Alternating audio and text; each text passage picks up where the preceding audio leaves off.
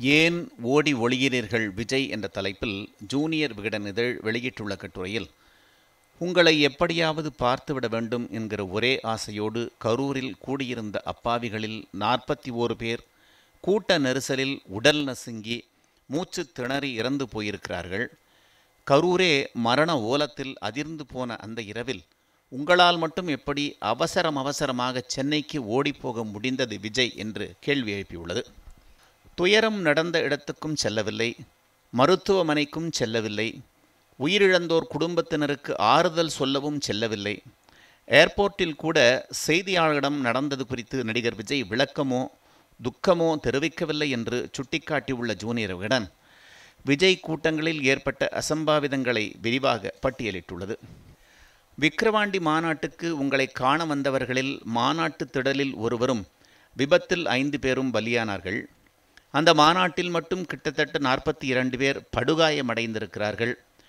இரண்டாவதாக நடந்த மதுரை மாநாட்டில் 2 பேரும், விருதுநகரில் பேனர் வைத்த ஒரு இளைஞர் மின்சாரம் தாக்கியும் பரிதாபமாக உயிரிழந்தார்கள். கிட்டத்தட்ட 14 பேருக்கு படுகாயம். மதுரை மாநாட்டு கொடிக்கம்ப விபத்து உங்களுக்கு நினைவிருக்கும். அந்த ராட்சத கொடிக்கம்பம் மாநாடு நடக்கும்போது சரிந்து விழுந்திருந்தால் ஐயோ, நினைத்து பார்க்கவே உடல் நடுங்குகிறது என்றும் ஜூனியர் விகடன் குறிப்பிட்டுள்ளது. மாநாடுகள் முடிந்து பிரச்சார சுற்றுப்பயணம் என்கிற பெயரில் வீக் எண்ட் ட்ரிப் ஒன்றை திட்டமிட்டீர்கள். திருச்சியில் உங்களின் வாகனத்தை பின்தொடர்ந்த ரசிகர்கள் எத்தனை பேர் உங்கள் வண்டியில் மோதி விபத்தில் சிக்கினார்கள் தெரியுமா? மயக்கமடைந்தது மட்டும் 12 பேர். அன்றைய தினம் நீங்கள் அரியலூரில் பேசும்போதே 6 பேர் மயக்கமடைந்தார்கள். அடுத்த வாரம் திருவாரூரில் 17 பேர், நாகப்பட்டினத்தில் 5 பேர் என விபத்துக்கும் மயக்கத்துக்கும் உள்ளானார்கள். தலைவராக இருக்கும் நீங்கள்தான் உங்களுக்கு வரும் கூட்டத்தை கட்டுப்படுத்த வேண்டும். ஏதாவது அசம்பாவிதம் நிகழ்ந்தால் யார் பொறுப்பேற்பது என்று சென்னை உயர்நீதிமன்றம் குட்டு வைத்ததே, அது ஞாபகம் இருக்கிறதா? கரூர் போல வேறு எங்குமே இப்படி நடக்கவில்லை என்று முழு பூசணிக்காயை 4 நிமிட வீடியோவில் மறைக்க பார்ப்பீர்களா விஜய் என்று ஜூனியர் விகடன் அடுக்கடுக்கான கேள்விகளை எழுப்பியுள்ளது. எப்போதாவது எதிர்பாராமல் திடீரென நடப்பதுதான் விபத்து. ஆனால் உங்களின் எல்லா நிகழ்வுகளிலுமே அது நடந்திருக்கிறது என்றால் அதற்கு பெயர் விபத்தல்ல, அலட்சியம் என்று சுட்டிக்காட்டியுள்ளது.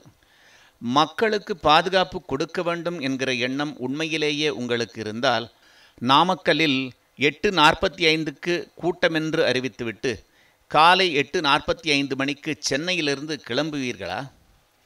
கரூரில் உங்கள் நிகழ்ச்சி ஏற்பாட்டாளர்கள் 250 மில்லி கொண்ட 12,000 வாட்டர் பாட்டில்களை ஏற்பாடு செய்திருக்கிறார்கள். அதாவது வெறும் 3000 லிட்டர் தண்ணீர் தான். நிகழ்ச்சி ஏற்பாடு, கூட்டத்தை கட்டுப்படுத்தல், நேர நிர்வாகம், கட்சியினருக்குள் தகவல் பரிமாற்றம் என அத்தனை வகையிலும் சொதப்பி இருக்கிறது உங்கள் கட்சி நிர்வாகம். உங்கள் கட்சியின் ஒரே முகமான நீங்கள்தானே அதற்கு பொறுப்பேற்க வேண்டும் என்றும் ஜூனியர் விகடன் குறிப்பிட்டுள்ளது. உங்களின் பிரச்சார வாகனம் வேலுச்சாமிபுரத்தை நெருங்கிய போதே மரண ஓலங்களையும் ஆம்புலன்ஸ் சத்தத்தையும் உங்கள் கட்சி நிர்வாகிகளும் நீங்களும் நிச்சயம் கேட்டிருப்பீர்கள். ஆனாலும் அவசரப்படாமல் பாயிண்டில் பேருந்தை நிறுத்திவிட்டு 10 நிமிட ஓய்வுக்கு பிறகுதானே நீங்கள் வெளியே வந்தீர்கள் என்று விஜயின் அறமற்ற செயலை ஜூனியர் விகடன் தோலுரித்து காட்டியுள்ளது. உயிரிழப்பு சம்பவங்கள் குறித்து உங்களுக்கு முழு செய்தி கிடைத்த பிறகும் உங்கள் மீதான அன்பில் வந்தவர்களை கைவிட்டு உங்களின் வியூக வகுப்பாளர்களின் பேச்சை கேட்டு சென்னைக்கு ஓடினீர்கள். எந்திரன் படத்தில் சிட்டி அந்த டிவியை போடு என சொன்னதும் டிவியை கீழே போட்டு உடைக்கும் ரோபோவுக்கும் சுய முடிவெடுக்காத உங்களுக்கும் என்ன வித்தியாசம் இருக்கிறது விஜய் என்று ஜூனியர் விகடன் கேள்வி எழுப்பியுள்ளது.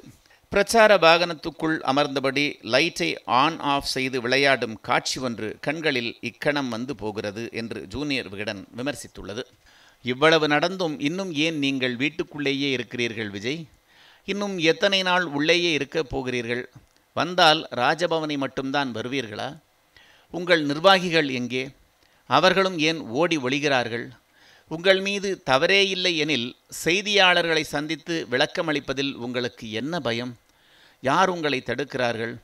இறந்தவர்கள் குடும்பத்தை பார்த்து ஆறுதல் சொல்லக்கூட இன்னும் நீங்கள் கதவை திறக்கவில்லையே விஜய். எப்போதுதான் வெளியே வருவீர்கள் என்று விஜய் மீது சரமாரியாக கேள்விக்கணைகளை தொடுத்துள்ளது ஜூனியர் விகடன். பொது வாழ்க்கைக்கு வந்துவிட்டு எதற்கெடுத்தாலும் வீட்டுக்குள் ஓடி ஓடி ஒளிந்து கொள்வது ஏன் விஜய்? உண்மையைக் கண்டு கள அரசியலை கண்டு பயமா என்று ஜூனியர் விகடன் கடுமையாக விமர்சித்துள்ளது.